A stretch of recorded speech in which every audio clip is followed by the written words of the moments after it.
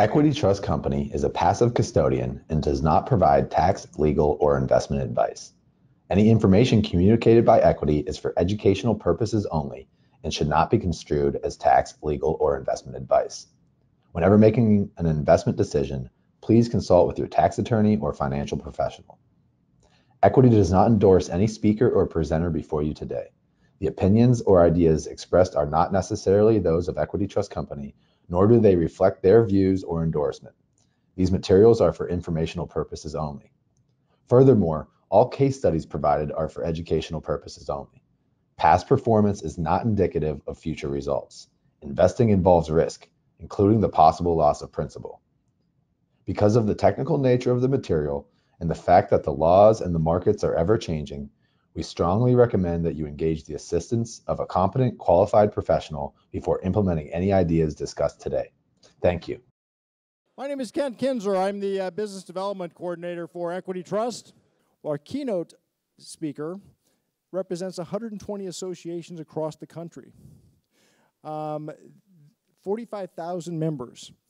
And to show you the power that this organization has, their members last year purchased $1.25 billion, billion with a B, from Home Depot, making them the largest single account for Home Depot.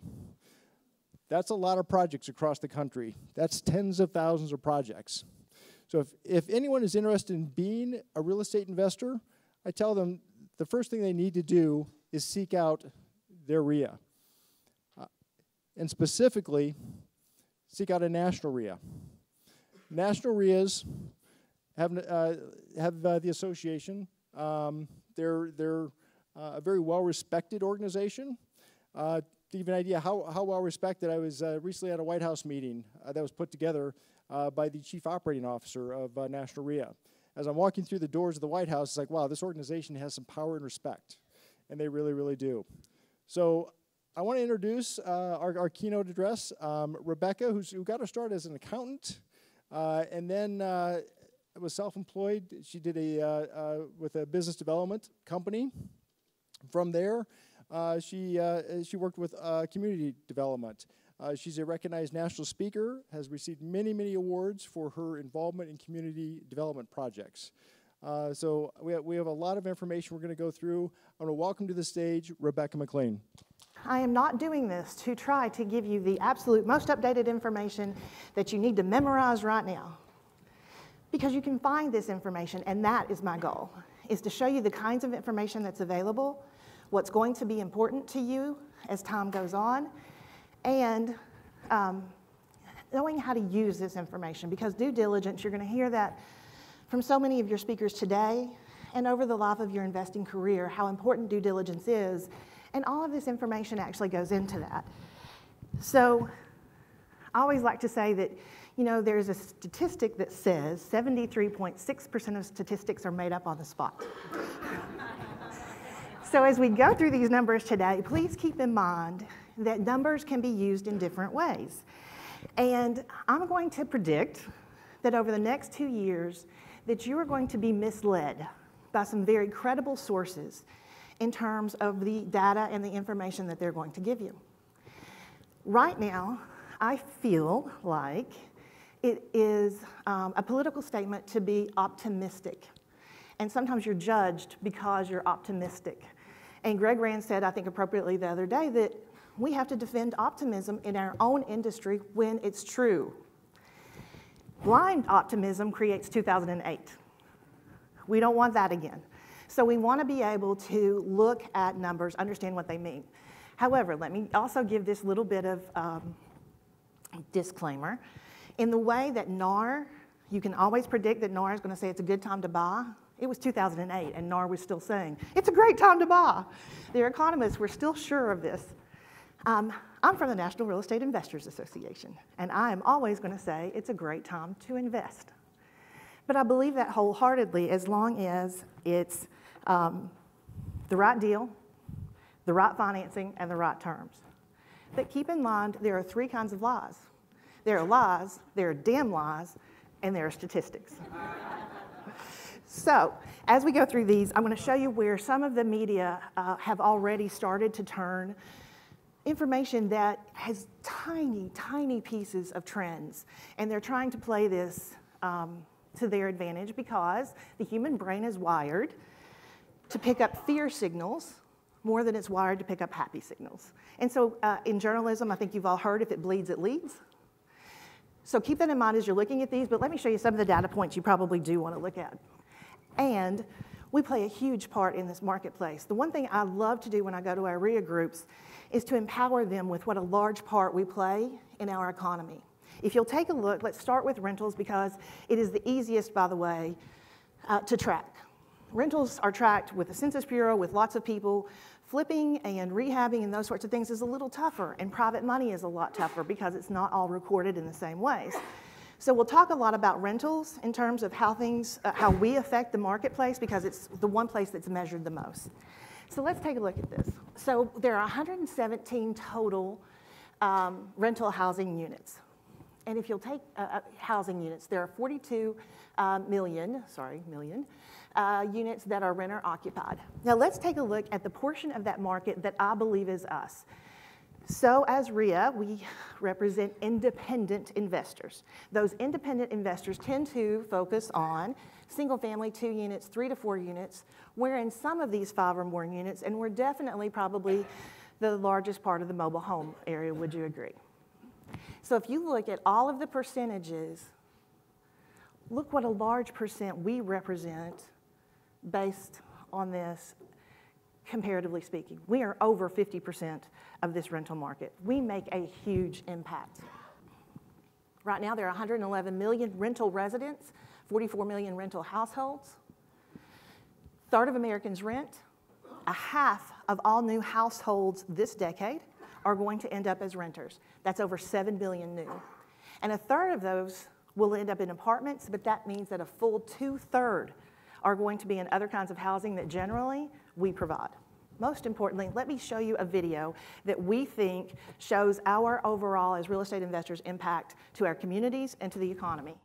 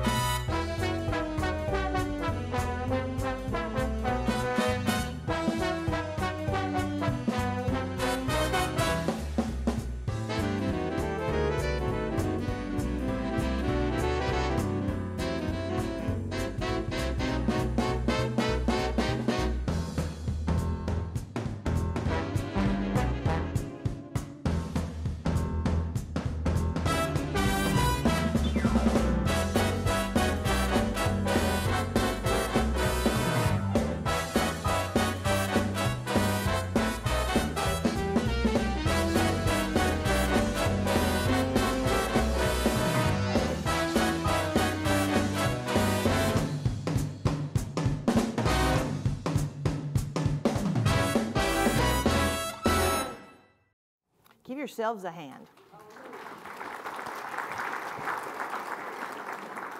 But we make a big difference in our communities and our neighborhoods, and that's why I love what I do, because I'm so committed to the fact that we can make a difference all the way down to people's homes. And so I want us to be educated enough to do a good job, not just for ourselves, but because of the impact that we have on communities. So let's really quickly look at the overall economic snapshot. Why are we looking at these kinds of numbers? The reason we do that is because consumer confidence plays such a large part in whether they buy and how much they pay for rent. People buy based on emotion, no matter how much they try to say that they're buying based on logic. We will make the initial decision based on emotion because of how we feel, and then we go backtrack and back it up with logic. And that's scientifically proven, that's how it works. So when people feel different about the economy, they make different decisions. So tracking this is important. So if you'll take a look, GDP continues to rise. We expect that to continue somewhere between 2% and 3% in the coming year. You've got unemployment that continues to decline. We're going to talk a little further about this in a little bit.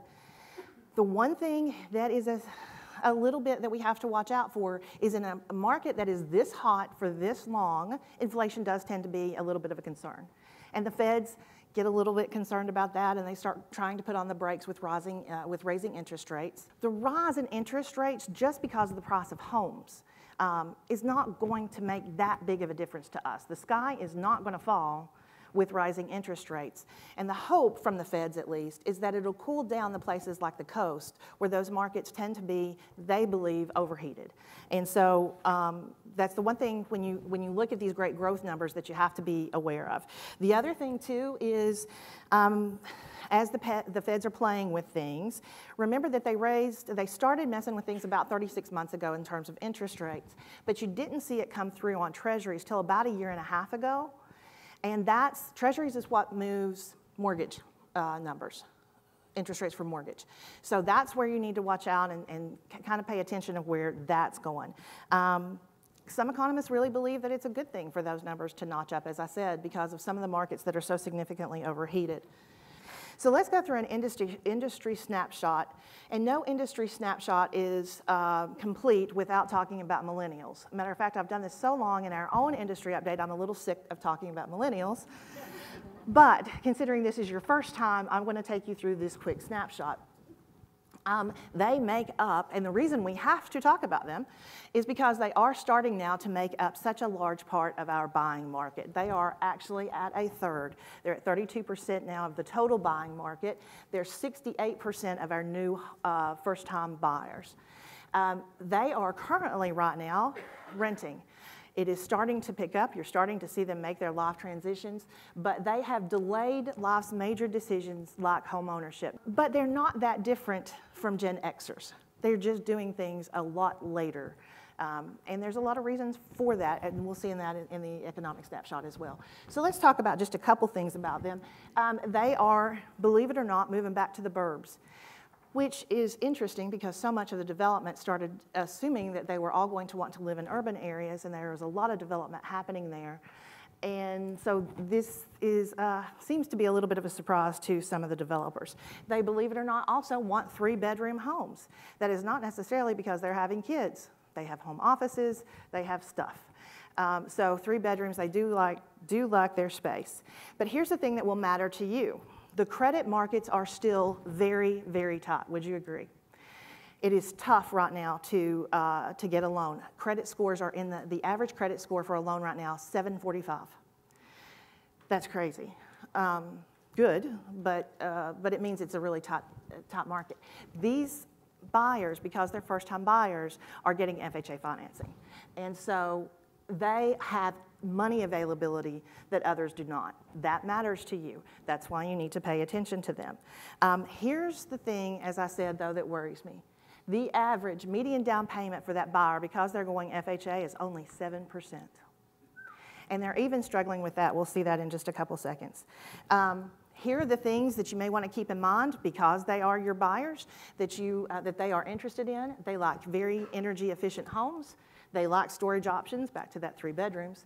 They like an open concept. For those of you that watch HTV, you can predict in every show that's exactly what they're going to say. I want an open concept.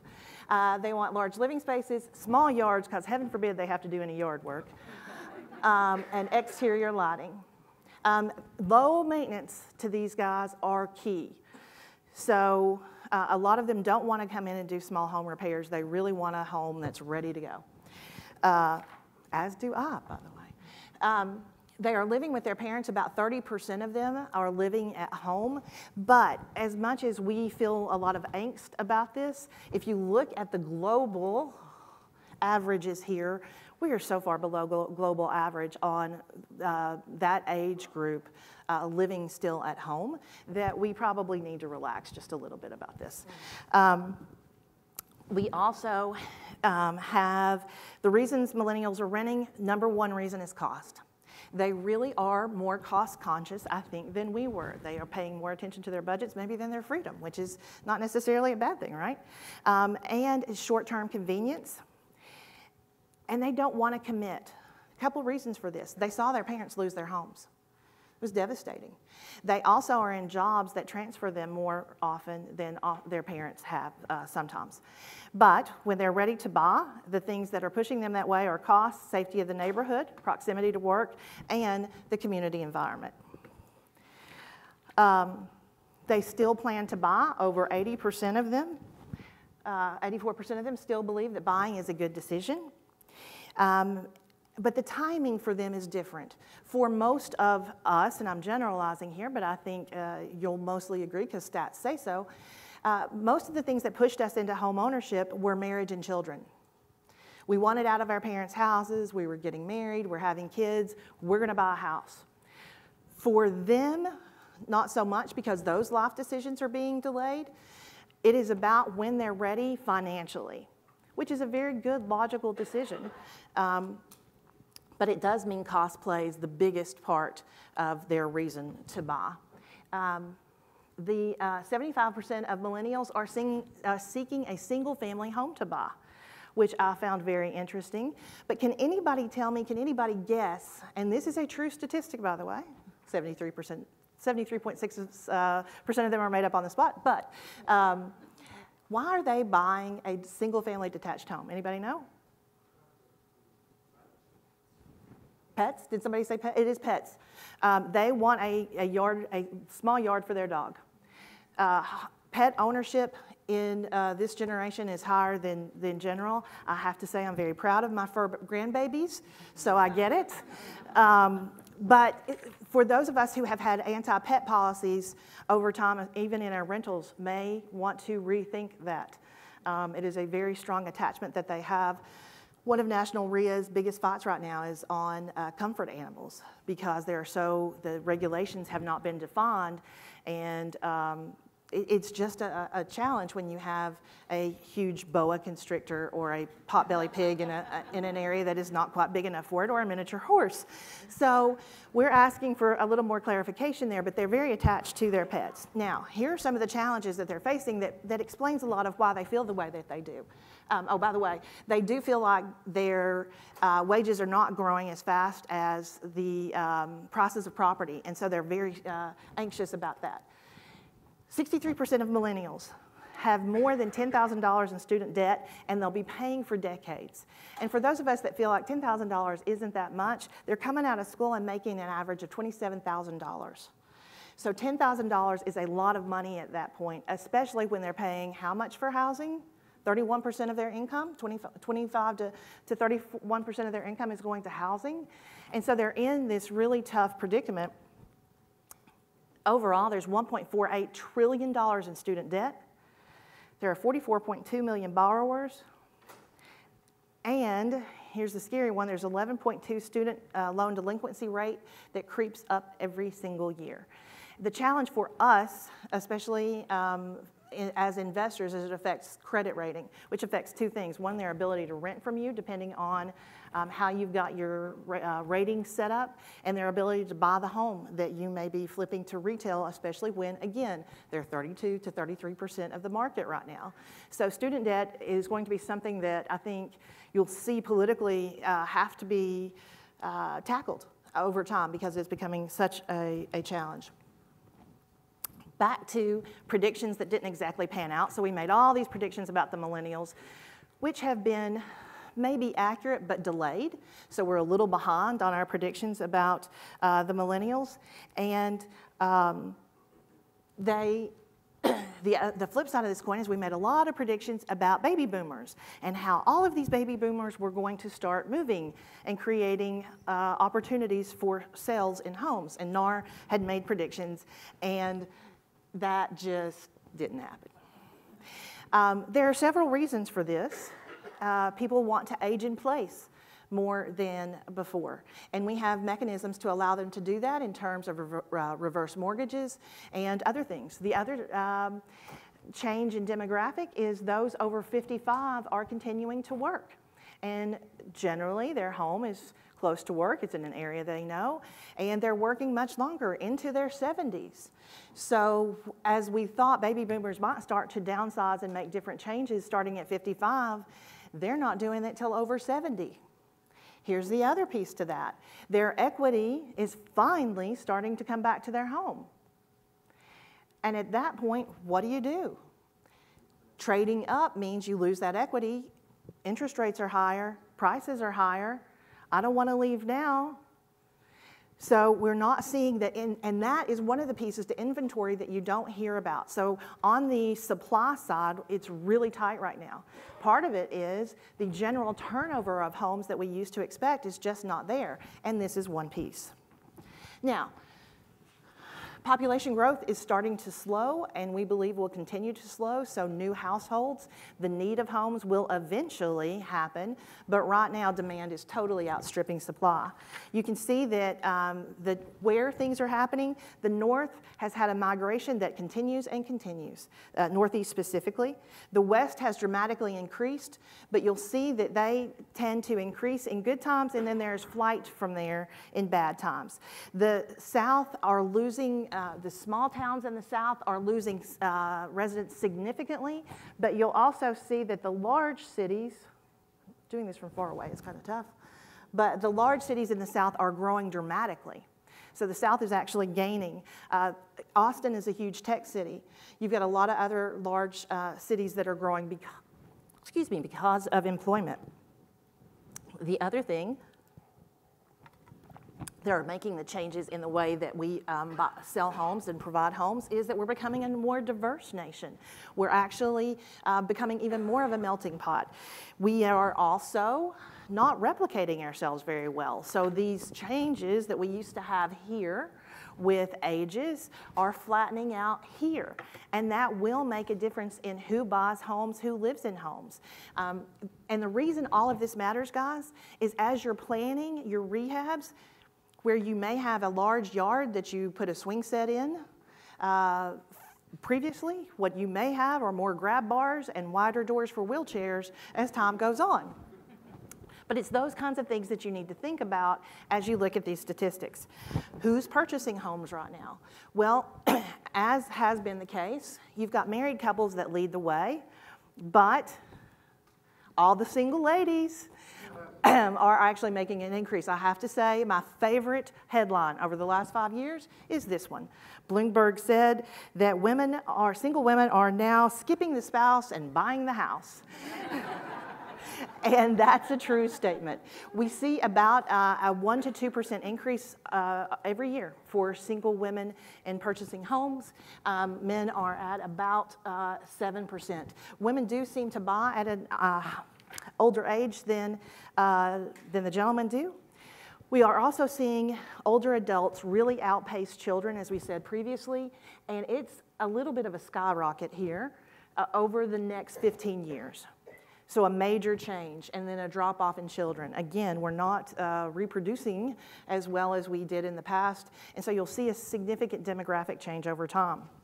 You can see that new household formations has really been affected by the economy. And so we talk about how late millennials are to the game of forming that new household, but there's a reason. The economy was just not supportive of them to do so. So we had this, you've got about a 14 on average, right? And then you have this huge drop during I'm going to call it the recession. But we're climbing back, making headway there, and I think we'll continue to do so. But it did make a big difference. The other thing is once people get somewhere, they're staying there. We had now the highest or the lowest mover rate, the highest tenure, lowest moving rate in U.S. history. We're down to 11% for renters, but you're going to see also owners, although we've got a little bit of an uptick, are staying right where they are. So again, not generating that volume and turnover for housing, and so you're not getting starter homes. So people aren't moving out of that starter home and moving up. That's why supply is so tough. So here's some general slides. The ones I want to point out the most is a 3% growth in housing starts, but a 7% overall growth if you look just in single-family housing starts. This is the big one, is this 4%. Mortgage rate, 4.6% in terms of interest rate. I expect that it will creep, maybe even to 4.8%. You're seeing a lot of economists predict that. Again, not the end of the world for most of us because it's a percentage of. Home prices in the Midwest and in the South are so low, not going to be a huge effect. Could have a cooling off of the market on the coast because a percentage of a big number is a bigger number. but I think we're fine there. You also have a 2.5% increase in home sales coming up. Tight inventory conditions remain, so existing home sales are in 5.51, and we need more. The demand is still there, and we're still increasing. Existing home prices have increased 5.8%. There's just not enough new construction. In 2017, our needed was 1.5 million. We only delivered 1.2 million. And 1.3 million starts are projected for 2018. It's just not enough. Can anybody tell me what the good news is for the people in this room, though? If there's not enough new homes, people are forced to buy rehab homes. And that's where we are in a great position at this point in the market. As long as supply remains tight, and I'm going to show you a slide in a second specifically for the Midwest, and existing homes cost so significantly less than new homes, rehabbers are in a terrific position in most markets. We'll take a look at that in a second. As we said, housing makes such a contribution to the market. Housing and utilities accounted for $2.4 trillion of GDP in 2017. We just make a huge, huge contribution to the market. The sale of the typical home creates $64,000 in secondary expenditures and revenue in a community. Again, just a couple things to point out here.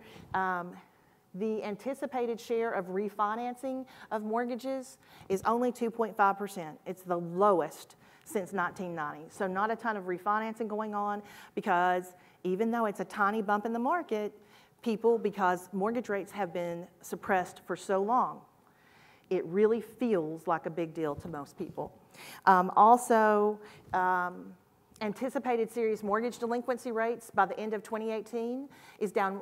We're starting to see 1.91% down over the third quarter of 2017. You're seeing that fall. So for those of you who counted on foreclosures, we're going to look at it in a moment. If you were counting on foreclosures to be where you're going to get your inventory to rehab, in most markets, guys, we're going to need to find a new strategy. And that's one of the things I want to impress upon you. Again, I believe, as I have to be in my position, but I really do with all my heart believe that investing will always be a good idea. It just may not always be a good idea in the strategy that you've used over the last 15 years.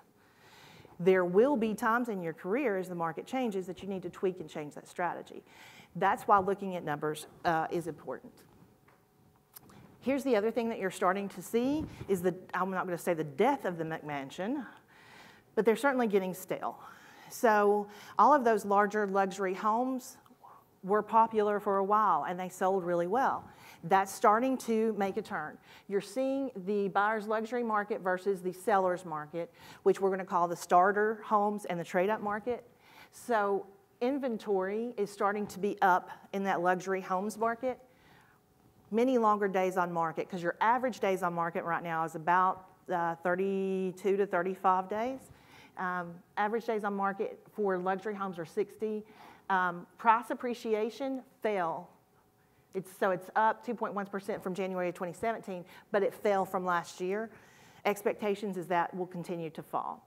What people are looking for right now, especially with so many of the millennial generation coming into market, are starter and trade-up homes. And that's where the supply is so very lacking. So if you are beginning in the market and you want to know where to start to be, and being a rehabber is what you want to do and you want to know where to start, I would start in starter homes, because if you can find them and you can keep the price down, it is a hot, hot market. So inventory is 8.1% down. They're buying them up, snapping them up. We can't keep them. They're lasting only 37 days on market, and they're up in price 5.9% from last year. This will continue to be a market niche that is important. And the reason that's true, as we said, part of it is there's just no turnover in people leaving those starter homes to make the move up. That's why luxury homes are down and why there's no inventory. A couple things on this slide to take note of. Average home prices. So this is national, this is average, which will include condos, things of that sort. Then you have single-family homes, and you have condos and co-ops. So all things to pay attention to there. Also, the other thing to pay attention to in this slide is the amount of cash transactions continues to rise. So you will hear potentially, oh, the investor interest in the market is waning. Finding that hard to believe when cash sales are going up, and I'll show you some other stats about that as well. But let's talk about your retail home buyers. Retail home buyers are about 34% made up of first-time buyers. Their median purchase price right at $235,000. Their household income, $88,000. 84% of them bought in a suburban area, which I think has been a little bit of a surprise based on some of the trends we were seeing prior to these last few years. 83% purchased a single family home. And of course, NAR is very proud because most of them used an agent. You can see how this breaks down. 8% were unmarried couples that bought, 7 single males, 18% single females, 65% married couples, as we said. Here's things I found interesting. The typical buyer, the average buyer, 45 years old. Is anybody else surprised at that age? I thought that that was significantly higher than what I expected, at least. 18% veterans, and 3% were actually active duty servicemen. Here's how it breaks down generationally. The true millennials, 34% of recent home buyers, 49% still do, though, have children under 18 years of age, and 66% of them were first-time home buyers, a little late to enter the market. Gen Y, which would be me, 28% of recent home buyers have student loan debt, and we've had a troubled sale in the past. So it is my generation that got caught the most during the financial crisis in terms of losing homes and having a challenge there. Younger baby boomers are 16% of recent home buyers, and they were buying a multi-generational home. I will tell you, this makes a lot of sense to me because I have just gone through a stint of caring for my father-in-law until he passed. And because people know that, they come to tell me their stories. And that happens more and more and more, where there are many of us that are caught in that in-between stage of just barely getting kids out of the house or not, and then caring for our parents. So many of these homes now for this age group are very importantly multi-generational. So that mother-in-law suite starting to become a really big feature. Older baby boomers, 14% of recent home buyers, and they purchased senior-related housing. What I mean by that, fewer steps, first floor master, wider doors, grab bars, those sorts of things. All things to consider if you're doing a rehab. You may want to spend just a little more so that it can actually be used in that way or not. And then the silent generation are 8%, and they are certainly purchasing senior-related housing. The first-time buyer is a little younger, but not as much so as, again, I would have thought. 32 years old, household income of $75,000, median purchase price a little lower at $190,000. Here's the piece that worries me. 5% down payment. That, to me, a little concerning. That being said, again, I am trying to be logical about this, and considering the average credit score right now is 745, maybe that shouldn't concern me as much as it does. 41% of them, though, are still carrying student debt, and they mostly bought single-family homes in suburban areas. This is the one prediction that actually does seem to be coming true, in that, to our surprise, we are seeing a lot of floods back to the suburbs. Things to pay attention to here is the price increase. Price appreciation has been a wonderful thing, and it's a double-edged sword because it is making it a little more difficult for those of us who are looking for homes to rehab to find what we would have considered years ago a good deal. We got a little spoiled during the downturn with distressed property. Not nearly as much of that is on the market, so that price appreciation is a sword that is cutting both ways. So lower tier homes are experiencing the largest price gains. As I said, the thing that makes the price go up is supply and demand. The demand, it continues to increase for these starter homes. And look, it just keeps going up and up. again, can be a good or bad thing depending on how you're looking at that and which side of the buying table that you're on as well. Low to mid tier, 8.6%, moderate, 7.1%, highest tier, 5.7%. It's growing the least. 37% of the top markets are CoreLogic believes are overvalued, and 36% are undervalued. 27% are 26% are Goldilocks, as we call them, and the perfect place because it's right where it needs to be. They highlight some of the most overvalued markets, and this is going to sound a little familiar to those of you who tracked the housing crisis. Some of these cities just seem to stay in there. Las Vegas being one. Dallas, Plano, and Irving, though, was not. Portland, Seattle, and of course, many of the cities in Florida. The most undervalued market that they're pointing to are Bakersville, Visalia, Porterville, Memphis. I know Memphis is in the house, and St. Louis, and of course, Cleveland. Shout out to Cleveland. So following the money, how did they purchase their home? What does the financing look like? Well, the median purchase price in terms of financing, $235,000. 88% of them obtained a mortgage. The median down payment for all buyers, somewhere around 10%. Personal savings was used for 59% of the time. 38% were sale proceeds from their homes. That's, again, the cycle that makes the difference. How much they're getting from their homes is depending on how they're being able to move up. 16%. Now remember, how many people, I just have to ask this, how many people in this room bought your first home with a 20% down payment? Okay, so a good portion of us. Now we're talking about a 10% down payment, and they're really struggling. 16% still have to have help from family and friends to get there. So it's been a struggle because of wage appreciation and employment for them to save up. And again, the biggest driver and the biggest challenge with having those dollars, student debt. As soon as they begin to work, that debt has to be paid back unless they can go into a program. So it's really, really starting to affect the flow of things. Midwest cities are outperforming national average, as we talked about. College towns play probably the biggest piece of that. Madison, Wisconsin is one of the places that you're seeing a rise of people staying after college. Columbus, Ohio, another one of those. So yeah, close to home.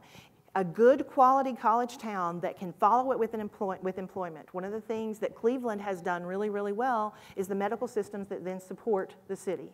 So if they can go to school there and they can find a job there, they're staying, which is a big driver for the Midwest. The South is still affordable, so you're seeing people go there. The other thing about the South that drives it is the availability of starter homes, for whatever reason, more in the South than other places. The other good thing that you're starting to see are people going there and building. Trend that's worrying me just a little bit, although it probably shouldn't, is there are some places that it's so hard to find inventory and rentals are so hot right now, we're going to talk about the rental market coming up, that people are buying to or building to rent. And that is happening, the only place that I know that's happening is in the South. Land prices are still cheap enough, construction prices are still cheap enough that makes sense to some of these companies. I will try to keep you informed on whether or not that works out for them. So demographics again, and the change in building housing units availability, again, drives demand. You'll see these will mirror rent prices. Here in a second, I'll show you a map of the U.S. and where rent prices are the highest. You can see why that's true in just a second. So, percentage changing in housing units by county. You can see that where people are going, there are changes there. But here's the worrisome piece. A lot of them had already started and pre-built prior to the crisis. So this is a change from 2000 to 2007, and then they're comparing that to now 2010 to 2017. And so you actually have less than 5% build here. And so these areas where housing appreciation, where prices are soaring, and where rents are high, it's all about the inventory. And that's going to continue to be a challenge. So that's why the West Coast is having its appreciation that it is. They're at an appreciation of 5.8% and a sales increase of 4.7% there. So here's the other thing that started being tossed around a little bit, especially in 2016, is are we in a new bubble? And you know, it's still fresh enough. It's too soon, right? Too soon for them to be tossing around things without being able to back that up. But the reason they're doing that is they did point out places where the highs were higher. The highest sales prices or the average sales prices are actually higher than they were at market crash. And there are places where that is happening. But please keep in mind, if supply and demand are left on its own, and it tends not to be anymore, but if supply and demand are left on their own, there will become a price ceiling. When people can't afford it any longer and credit is not extended to them, they can't buy. So there will be a point where this has to, unless we provide more intervention, and that's what National's here to do, is try to talk some sense into lawmakers as they start down these roads. But as long as we don't provide more intervention, it will eventually equal out. There's a ceiling. It is all about employment growth, wage growth, and supply. But as long as, look where, you know, you've got some really high costs or for housing, but in places where employment is doing incredible. They're high-tech sectors, things are going well there, so that will continue, and especially in these areas, you're going to see a challenge because they are restricting supply because of government regulation for building. So those numbers may continue to rise. But the difference is, and the reason I hate the fact that they call it a bubble, or they even hint at it, the bubble occurred not because supply and demand was screwed up.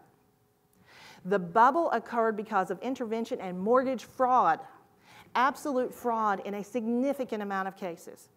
That's why we had a bubble, that's why we had a crash, not because you let supply and demand take care of themselves and price appreciation continue.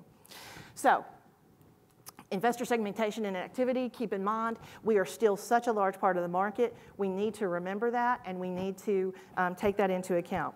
Here are some of the markets that have had the most investor activity. You can see that for the most part, again, supply and demand, investor activity happens where there is population. High areas of population then drive the need, drives the demand, drives investor activity. What I will say is, what you're starting to see is because these places are starting to be more expensive, you're seeing some second-tier cities pop in here. St. Louis, Jacksonville, Tampa, Charlotte. So you're going to see, because of ROI, a little bit of change in where investors are going. We're gonna look at some opportunity markets here in a second. The other thing, you know, this is a headline. It's a little bit misleading because they count investors in many different market segments. They count them, anybody that's not in a primary residence, they're counting as an investor, including vacation rentals or vacations. You see what's actually fallen off a lot are purchase of vacation homes. Again, sometimes that luxury market, you had a huge entrance of Airbnb. I mean, think about it. During 2014, people buying for the purpose of Airbnb. Some of those markets have cooled off a little bit because of regulation, or they're just mediating themselves. We're starting to get into kind of a groove with that buying. But investor activity has been fairly static since 2013 and continues to be so. If anything, we're creeping up just a little bit. This is the story I was telling you earlier. In the Midwest, the ability to be able to rehab and compete is excellent because take Cleveland. Here's the price, the median price for an existing home, $137. This slide's about 2 years ago, but I wanted to put it in as to make a point, not necessarily to give you the solid numbers. $137. If the same comparable property, new home, $283,000. If you are coming into the market as a first-time buyer and it's a comparable home, and you've got some student debt, and you're trying to make a logical decision, what are you going to buy? You're going to buy the rehabbed home, the existing home.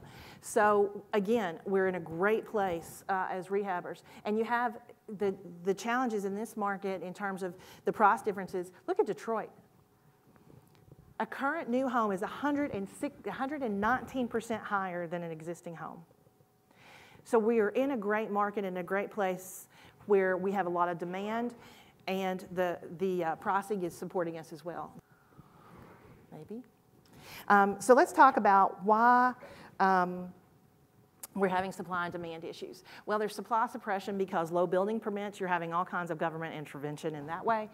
We have low inventory based on several of the things that we've talked about, and there's just minimal distress. So picking up properties at a good price is really not like it used to be. We're going to talk about foreclosures in a moment.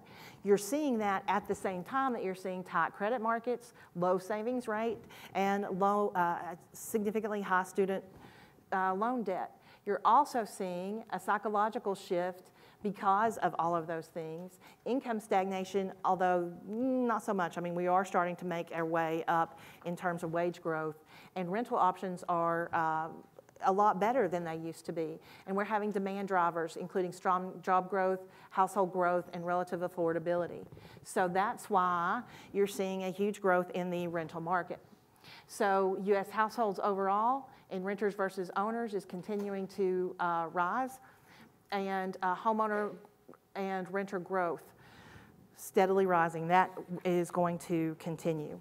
The other reason that this is going to be true is because it is cheaper in many places to rent than to buy. I wanted to show you this progression. I do apologize because the colors flip on you by the time you get to 2018.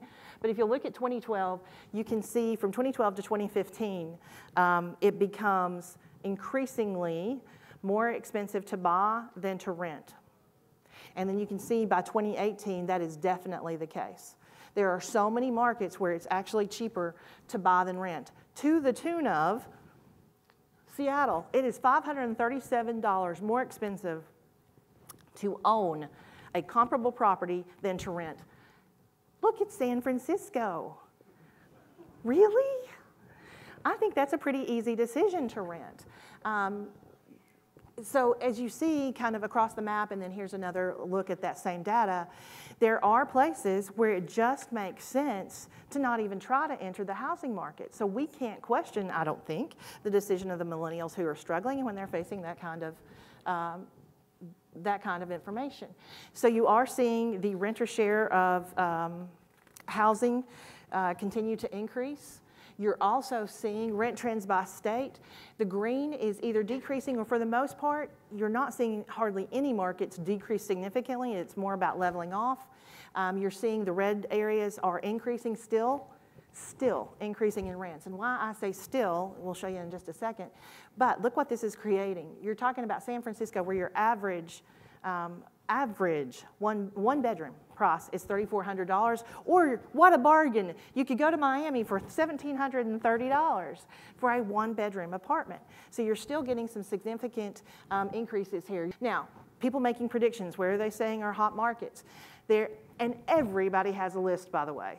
If you search for where are hot markets, you will find all kinds of different lists, some of them good, some of them bad. Please note where what they're putting into their opportunity evaluation. Here's one example, and they base theirs on yield percentages. Straight up, not much else. They're saying Detroit is still a good opportunity, Atlanta, Greenville, which I don't even know exactly where that is, Macon, Georgia, so they're coming out of Atlanta a little bit and taking advantage of that. Baltimore, Maryland, Kansas City, Pittsburgh, Tampa. So there's still great opportunities. You're seeing them move some from major markets into a little bit of second-tier markets. The National Single Family Rental report that comes out, it's a research report done every year by Whole New Union. It's not necessarily that I agree with everything that they say. It's not that I don't.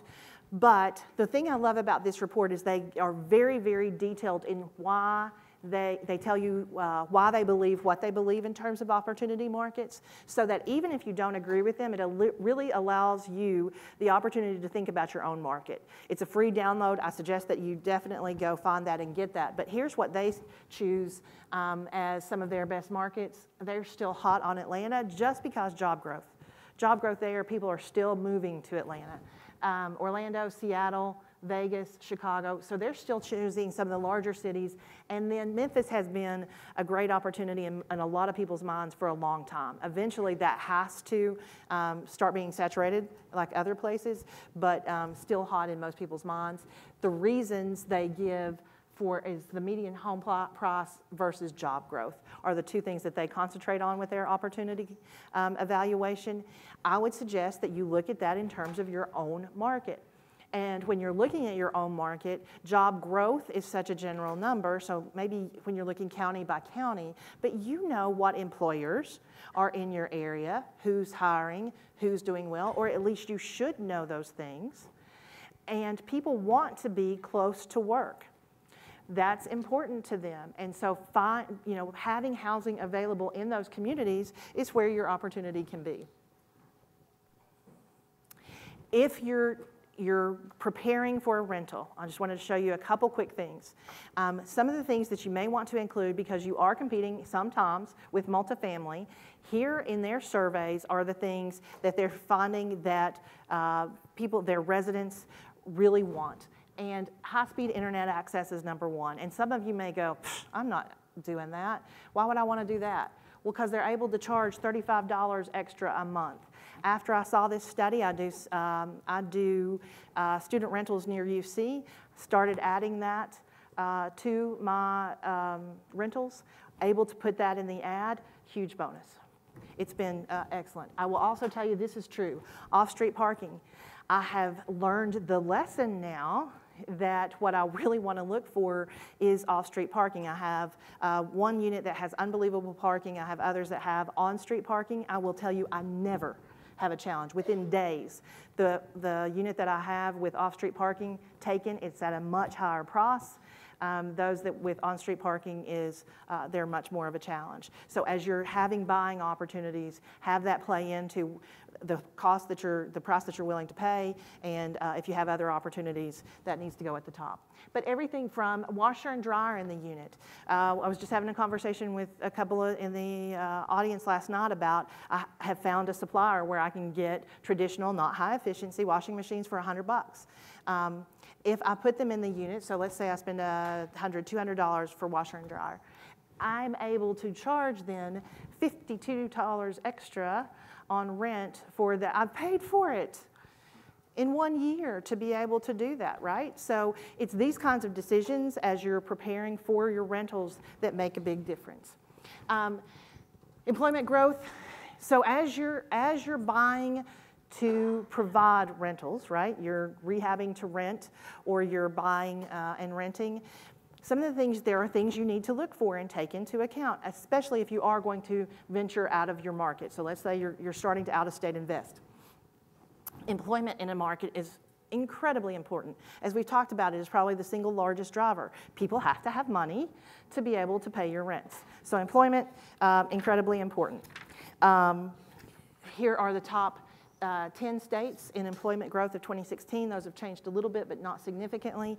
All things that you can find. Again, what I want you to do is become empowered to go find these stats for yourself over the next few years. These are Census Bureau statistics. Go take a look if you're considering investing out of state. Things you may not think of. What are some of the other costs of holding rental property? Insurance cost. What are some of the insurance costs based on? Risk. I would not have thought that the highest risk areas are there, because what does the media talk about when they talk about natural disasters? Hurricanes. Well, yeah, maybe. Well, you don't get hurricanes on that side, but yeah, maybe. But look, floods, fires, tornadoes, it's a real thing. And so keeping that in mind and preparing yourself and making sure that you add that to the budget when you're shopping. All the way down to minute details, like where are all the meth labs? So I had to look it up. There are very few in my little county, in Campbell County. Across the river, I'm at about 42 meth labs. But these are things to keep in mind. What am I getting myself into? And then, as we have seen, there's been a lot of talk about property taxes. Makes a big difference. I will tell you that if you used to look for short sales as your supply mechanism, those days are gone. It continues to decrease and do that steadily over time, somewhat significantly. But here's the other thing that's becoming a challenge in supply is foreclosure. We're just not seeing, and that's fabulous news in many, many ways, but for those of us who used foreclosure as our mechanism to fund for rehabs or to rehab and rent, it's a challenge because we are having significant fall off here, and that trend we expect will continue because here you are, you can see what that looks like in terms of here's what's in default. This is auction, green is its REO stage. Again, I just wanted to show you this stat because it shows as you see these blips in the market, please understand that sometimes it is just a seasonal adjustment. It happens almost every year. So even though you see these headlines, take that into account. So what's my forecast? I think we might be heading towards the market cycle of euphoria. Now that being said, I don't know that we're heading straight to anxiety. I happen to agree, actually, for once with NAR, and definitely this is a report from CB Richard Ellis. Here's what they believe. Obviously, at the top of the market, it is the point of the maximum financial risk. That's true. And it is also true that the bottom of the market is the point of the least risk for those of us that are investing. They think the United States is heading up to that euphoric point as I do. But they also, believe that it is more of a plateau. That instead of falling off the cliff like we have been seeing in the past, that we are going to ride this plateau for a little while because the economy is still doing so well. Because here's the truth of the matter. As much doom and gloom as everybody is preaching, somebody tell me what's going to cause the crisis. It's not that I disagree that we've had a great run and it's a little scary that this run has lasted this long, honestly.